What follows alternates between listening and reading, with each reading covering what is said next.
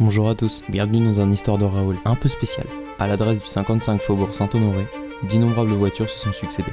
Certaines sont mythiques, d'autres discutables, dont un certain nombre destinées au transport des différents chefs d'État français.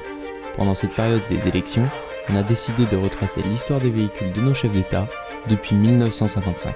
Et c'est tout un symbole. Les voitures présidentielles doivent renvoyer une image forte et illustrer le savoir-faire à la française. Donc en ces temps d'élection, aujourd'hui nous parlerons voiture et non pas politique.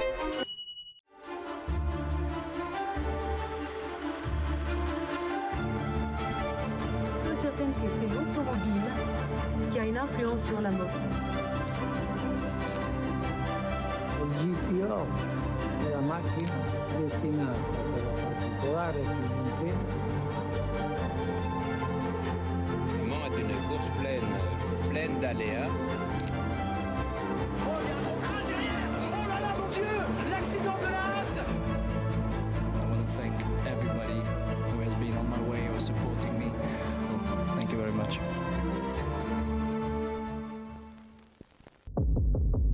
Sous l'ère de Gaulle, d'innombrables voitures se sont succédées.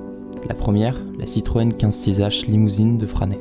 Un exemplaire unique, carrossé par Marius Franet depuis une esquisse de Philippe Charbonneau. Elle fut utilisée par de Gaulle à plusieurs reprises, notamment lors d'un voyage officiel en Roumanie. Une autre Citroën 15/6 découvrable de chez Chaperon a été utilisée. Une version unique et découvrable, utilisée à plusieurs reprises pour la para. Elle a été créée sous l'ère de René Coty, puis reprise ensuite par de Gaulle.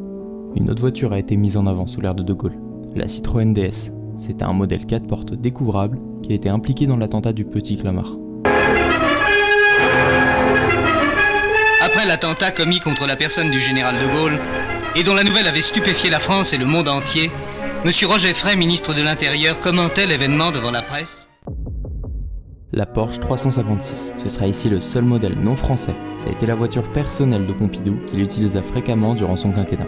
Mais Pompidou a utilisé d'autres modèles, comme la Citroën SM Chaperon découvrable, qui est un modèle exclusif 4 portes et toit découvrable, long de 5,60 m. Président par intérim, Alain-Poher a fait le choix d'une Citroën DS carrossée par Chaperon, avec un arrière lui plus traditionnel.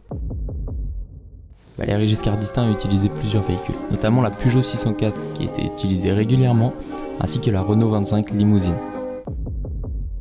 La Renault Safrane V6, c'est une version allongée à 5 mètres qui sera utilisée pendant 10 ans sous l'ère Mitterrand, puis ensuite Chirac, et elle fut customisée en phase 2 en cours de carrière. La Citroën CX Prestige, séparation chauffeur à commande électrique, cuir beige, téléphone intégré, elle a servi à Chirac lors de déplacements d'hiver. Il l'a ensuite rachetée personnellement, puis elle fut vendue à son décès. Ça y est, on va rentrer dans l'an 2000. La Citroën C6, voiture blindée, commandée sous l'ère Chirac. Le choix du numéro 19 sur la plaque d'immatriculation fait écho à la Corrèze, une région importante pour M. Chirac. C'est un modèle blindé qui a été réimmatriculé lors de l'élection de Sarkozy. La Renault Velsatis, je vous l'avoue, pas la plus belle. Modèle blindé et rallongé, comme toujours, qui a été utilisé par Nicolas Sarkozy et Emmanuel Macron. La Citroën DS5 découvrable. Ça a été le véhicule d'apparat de François Hollande au début de son mandat présidentiel en 2012. C'était une des versions hybrides diesel. La Peugeot 5008, modèle blindé, motorisé par le diesel Blue HDI 180 chevaux et qui dispose de freins de Peugeot 308 GTI. Il a servi au président Macron lors de ses déplacements en 2018. Le Renault Espace 5, un couleur bleue unique, qui était issu du catalogue de Volkswagen. Il a été longtemps utilisé par Emmanuel Macron, notamment pendant le 14 juillet 2019. Et pour finir, le DS7 Crossback Élysée. En plus d'être le véhicule le plus volé en France, il est aussi celui utilisé par Emmanuel Macron. C'est un modèle blindé d'apparat livré le 11 novembre 2021 avec un moteur hybride de 300 chevaux. Et voilà, maintenant qui va gagner ces élections? On a écrit cette vidéo une semaine avant le résultat.